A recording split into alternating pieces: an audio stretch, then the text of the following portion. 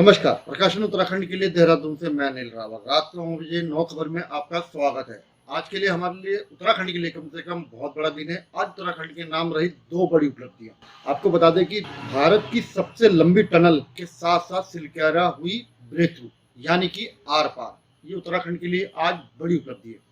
वहीं कांग्रेस ने इसको पलटवार करते हुए कहा कि ये कोई सरकार की उपलब्धि नहीं है। नाबालिग युवती से दुष्कर्म का आरोपी शिक्षक नैनीताल से गिरफ्तार। औद्योगिक क्षेत्र था टारगेट, युवक को पुलिस ने किया गिरफ्तार। फिल्मी स्टाइल में कार की डिग्गी में नशीले इंजेक्शन की तस्करी करते युवक को पुलिस ने दबोचा। वन्यजीव सुरक्षा को मिले नए वाहन, सीएम धामी ने किया हरी झंडी दिखाकर रवाना। सोनिया गांधी व राहुल के खिलाफ ईडी की चार्जशीट से कांग्रेस में उबाल। उत्तराखंड में राष्ट्रीय अंतर्राष्ट्रीय स्तर की प्रतियोगिताओं के लिए खेल ढांचा तैयार रखने के निर्देश। और कैसा रहेगा आज का मौसम। अब आगे खबरें विस्तार से। तो जो आज की सबसे बड़ी खबर हमारे पास है, भारत की सबसे लंबी रेल टनल जो है वो आज ब्रेक थ्रू हुई है, यानी कि आर पार।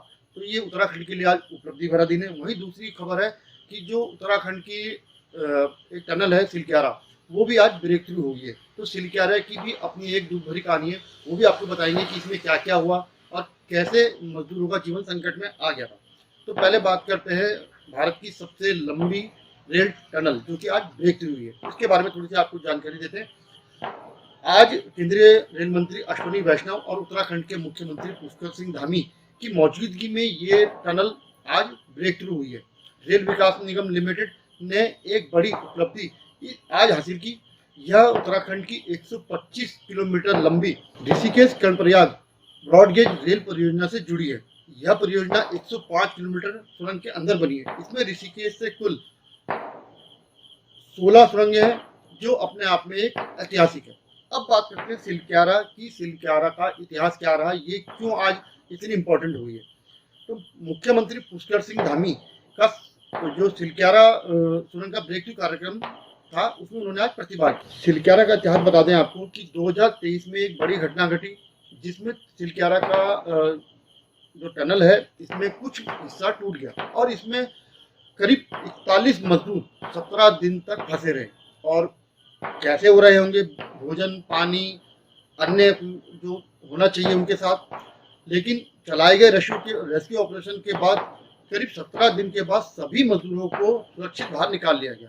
तो यह जो परियोजना सिलक्यारा, ये करीब 1384 करोड़ की है और ये डबल लेन परियोजना है, जिसकी लंबाई करीब 4.5 किलोमीटर है। तो मुख्यमंत्री पुष्कर सिंह धामी ने सिलक्यारा जो टनल ब्रेक थ्रू हुई है आज, इसके अवसर पर परियोजना से जुड़े सभी इंजीनियर, तकनीकी विशेषज्ञों और श्रमिकों को बधाई दी। भारत की सबसे लंबी टनल परियोजना और सिलक्यारा आज ब्रेक थ्रू हुई, इस पर कांग्रेस ने पलटवार किया है। तो क्या कहती है कांग्रेस प्रवक्ता गरिमा गौतम, आइए सुनते हैं। उत्तराखंड की धामी सरकार आज दो बातों के लिए अपनी पीठ थपथपा रही है, अपनी उपलब्धि के रूप में गिना रही है। एक तो है सिलक्यारा टनल, जिसका कार्य संपन्न हो गया, टनल बनकर तैयार हो गई है। ऐसे में मैं याद दिलाना चाहती हूँ राज्य सरकार को कि 41 मजदूर 19 दिन तक जीवन और मौत के बीच में झूल रहे थे और पूरे देश विदेश में उस घटना के लिए उत्तराखंड की जगहसाई हो रही थी।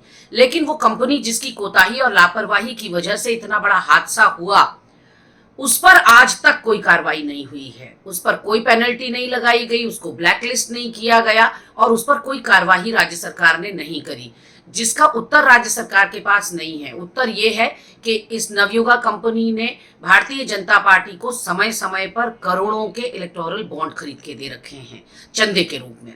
वहीं दूसरा जिसके लिए वो अपनी उपलब्धि के रूप में गिना रहे, वो है ऋषिकेश कर्णप्रयाग रेलवे लाइन। तो मैं याद दिलाना चाहती हूँ भाजपा की इस सरकार को कि विकास निरंतर होते रहता है। एक सरकार आती है, दूसरी सरकार जाती है। तो ऐसे में जो पुरानी सरकारों के कार्य हैं, उनको आगे बढ़ाना ही नई सरकार का काम होता है। और ये कर्णप्रयाग रेलवे लाइन का शिलान्यास यूपीए गवर्नमेंट के समय पर हो गया था, 2012-13 में हो चुका था।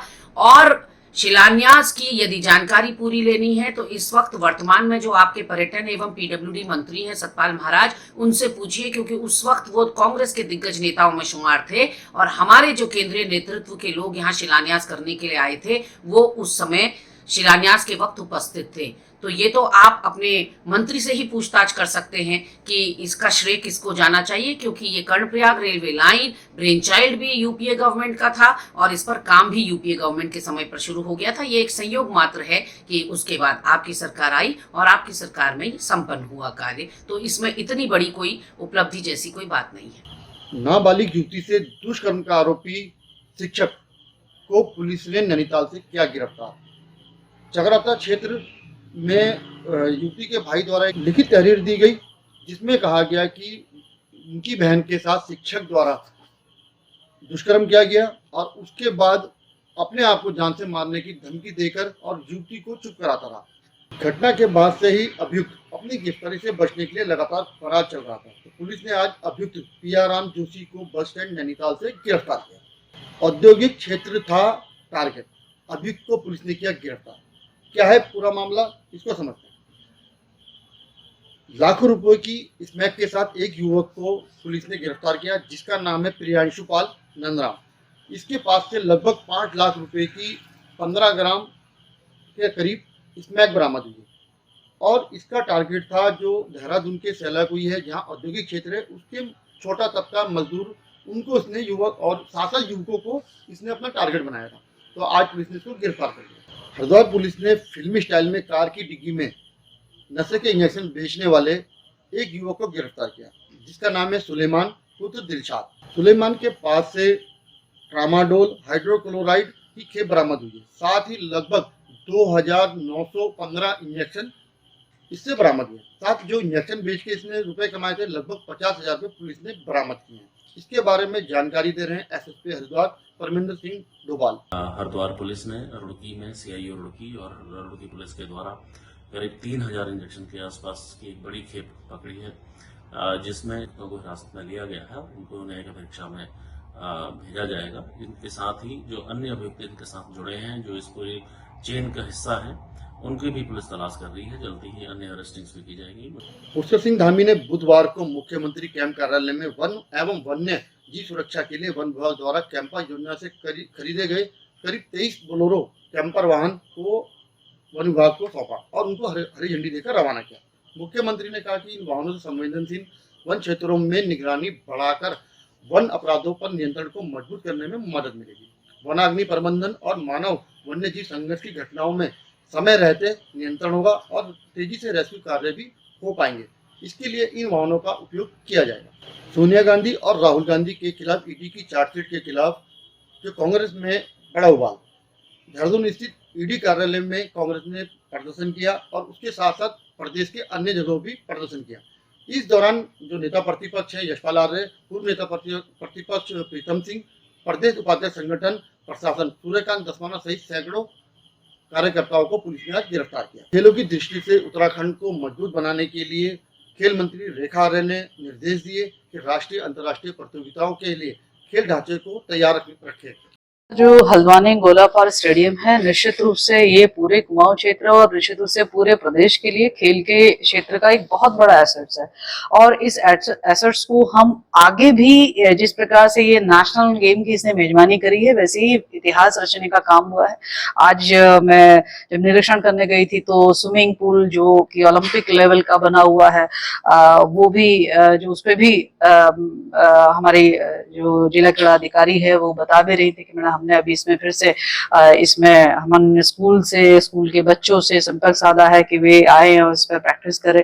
वो रास्ता खुला है। संभवतः खिलाड़ी प्रोत्साहन जो एक जिला स्तर पर एक कमेटी होती है जिसमें उनको उसका जो बजट मिला है उसका उपयोग कर रहे हैं।